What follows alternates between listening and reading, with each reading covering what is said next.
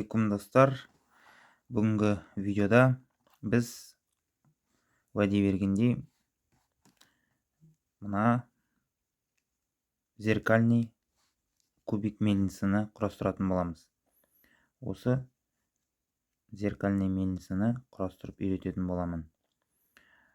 Ал сіздер менің каналыма тіркеліп кетіңіздер және рубик текшесінің түрлерін менің видеоларымды көру арқылы үйреніп алсаңыздар болады.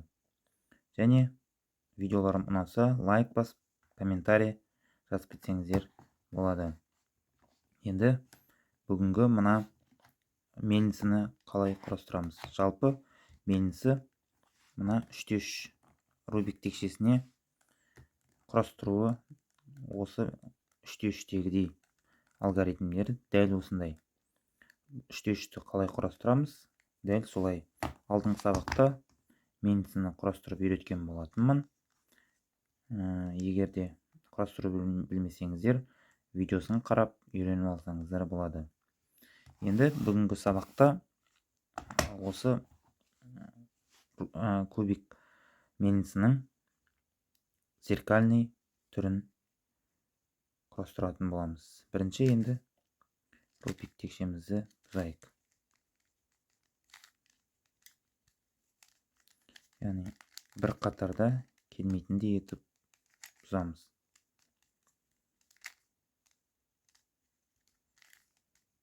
Әртүрлі бағытқа бұрып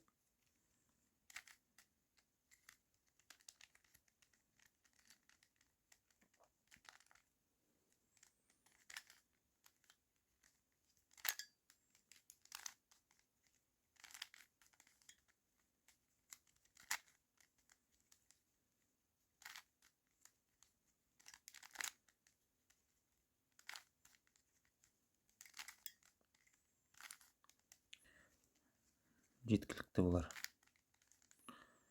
Енді міне осындай қалыпқа келеді бұзған кезде. Енді қазір осыны құрастыратын боламыз. Бірінші енді мындай енді сары, ақ деген жоқ. Кез келген біреуін алайық. Міне орталықты. Осының қасына мына қабырғаларды жинайтын боламыз. Біреуі келіп тұр. Енді екіншісін қояйық.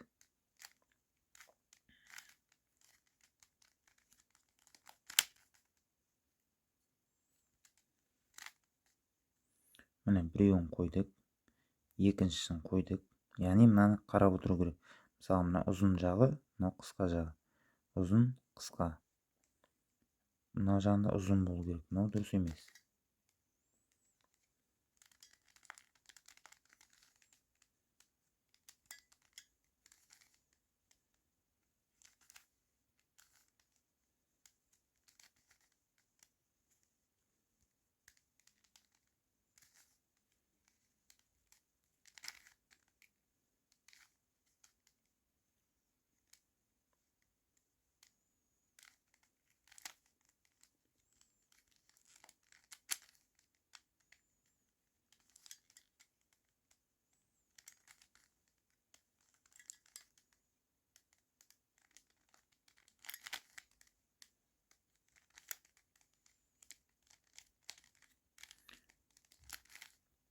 Міне келтірдік.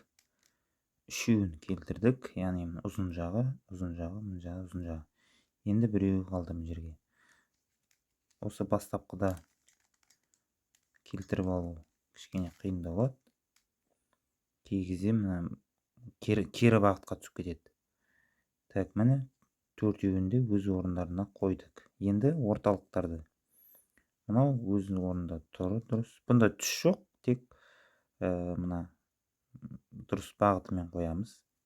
Екеуі дұрыс тұру керек. Ол үшін жоғарыға жібереміз мынаны, сосын сол бағытқа қойып қоямыз да, мынаның бағытына келтіреміз. Так, мынау дұрыс емес, былай қаратып қоямыз. Яғни мынаны былай әкелген кезде бір қатарда тұру керек екеуі. Және қайтадан өзінің орнына қоямыз. Келді, мынау келіп тұр, мынау келмей тұр міне. Тіреліп қалады. Дәл солай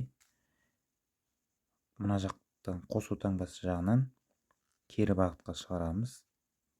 Сосын сол бағытымызға алып кетеміз. Ары қарай мынаны жаққа қарай бұрамыз. Сосын жоғарыдағы түсті қатарын осы орталықтың қатарына әкелеміз. Және қайтадан өзінің орнына қоямыз. Енді қарайық. Қосу таңбамыз бар. Орталықтарымыз барлығы бір қатарда. Міне бір қатарға қойып шықтық. Болды. Енді мына жерге бір рет жасап көрейік. Міне. Пиф-паф. Міне келді енді. Міне бір рет пиф-паф жасадық. Орнына келді. Келесі. Мынау. Мына жерге қоюымыз керек. Пиф-паф арқылы қойайық. Оңай болу үшін. Бір рет орындадық. Екі рет орындадық. Әлі келген жоқ. Үш рет орындадық.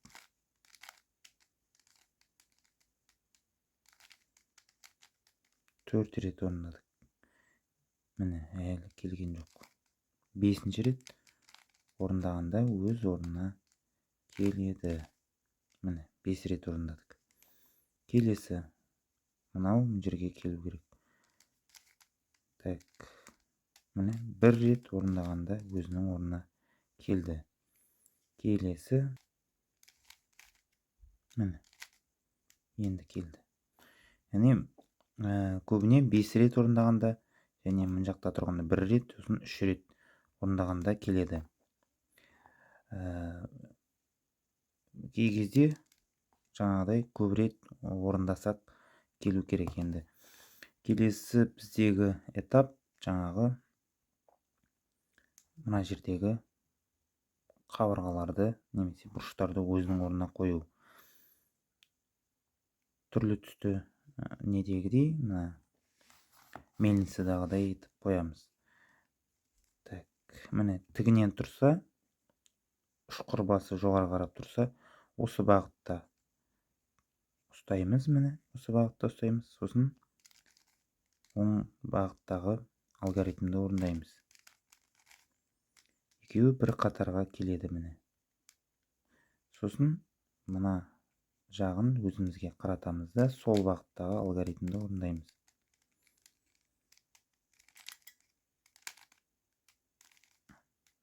Міне. Енді келесі. Енді көлденеңнен, яғни ұшқыр басы жанында тұрған жерді орындап көрейік. Ол кезде оны мына жаққа, мына өзінің түсетін орнына оң жағына қоямыз. Міне. Міне осылай ұстаймыз. Сосын сол бағытты қозғаймыз. Міне екеуі бір қатарға келді. Сосын міне мына жағын өзімізге қаратамыз да тағы да сол алгоритмді орындаймыз. Келесі мына тігінен тұрған оң бағыттан бастаймыз. Міне сол жақты орындаймыз.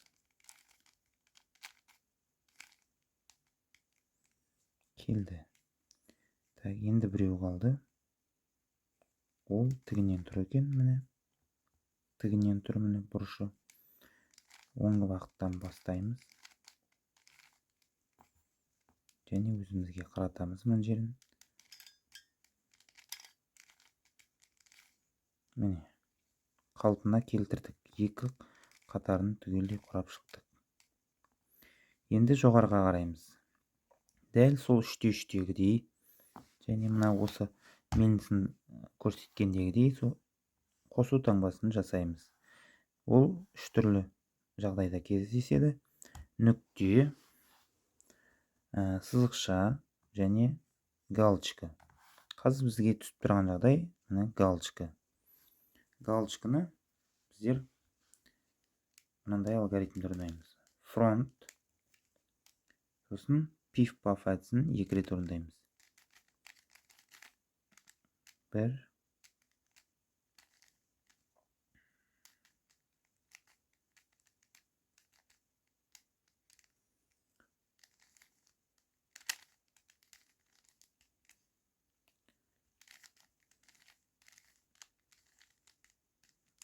екі рет, сосын қалпына келтіреміз.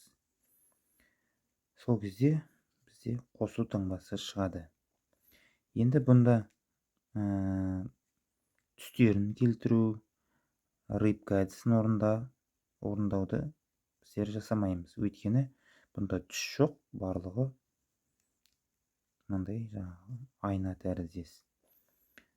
Енді мына соңғы этап, жоғарға қаратамыз төменгі жағын.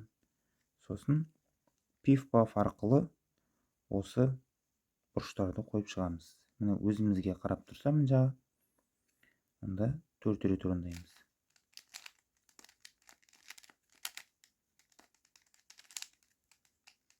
Біреу,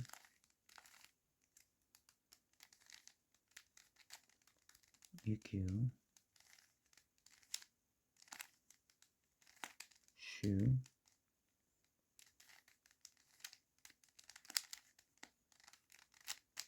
төртеу. Келді, келесі мына жақта тұр, яғни 2 рет орындаймыз. Біреу,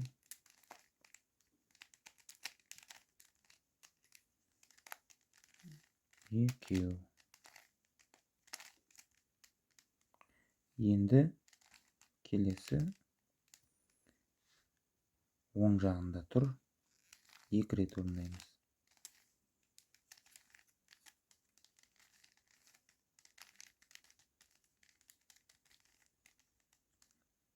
Өзінің орнына келді. Енді соңғы 4 рет орындаймыз. Бізге өзімізге қарап тұр.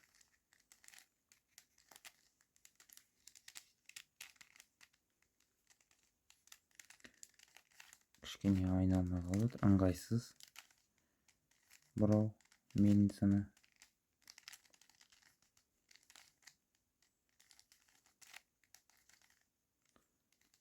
Міне, орындап болдық, аяқтадық.